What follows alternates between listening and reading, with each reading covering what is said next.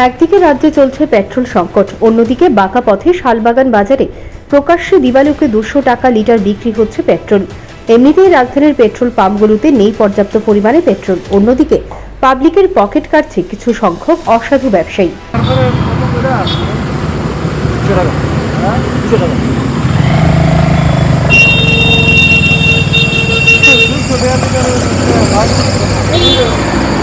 শুনলেন তো আপনারা, খোলা বাজারে কিভাবে পেট্রোল বিক্রি হচ্ছে।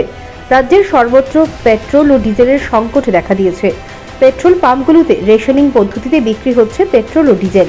দ্বিচক্র যানবাহনে 200 টাকা করে আর 4 চাকার যানবাহনে 500 টাকা করে পেট্রোল দেওয়া হচ্ছে।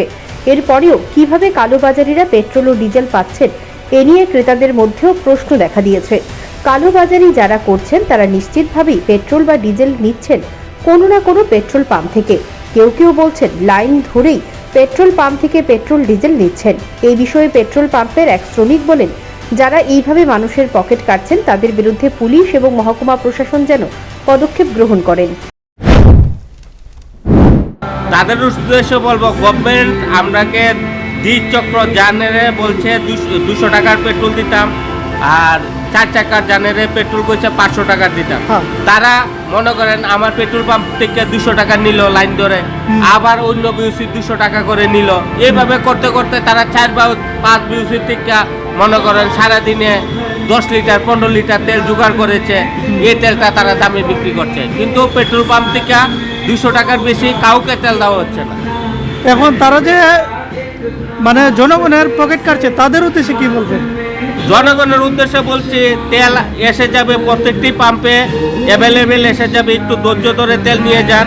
200 টাকার করে দ্বিচক্র যানে দেওয়া হচ্ছে, আর 4 চাকা যানে পেট্রোলের ক্ষেত্রে 500 টাকা দেওয়া হচ্ছে, আর কমার্শিয়াল গাড়ি ডিজেলের ক্ষেত্রে 15 লিটার দেওয়া হচ্ছে, জেসিবির ক্ষেত্রে 40 লিটার দেওয়া হচ্ছে, বাসের ক্ষেত্রে 40 লিটার দেওয়া হচ্ছে, আর 12 চাকার ক্ষেত্রে আপনার 60 লিটার করে দেওয়া হচ্ছে।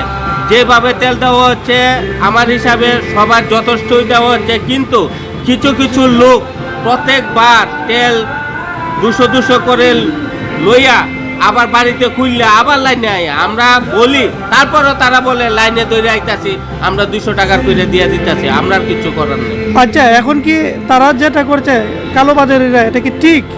এটা তো ঠিক না। গভর্নমেন্ট যেভাবে দিচ্ছে এভাবেই ঠিক আছে।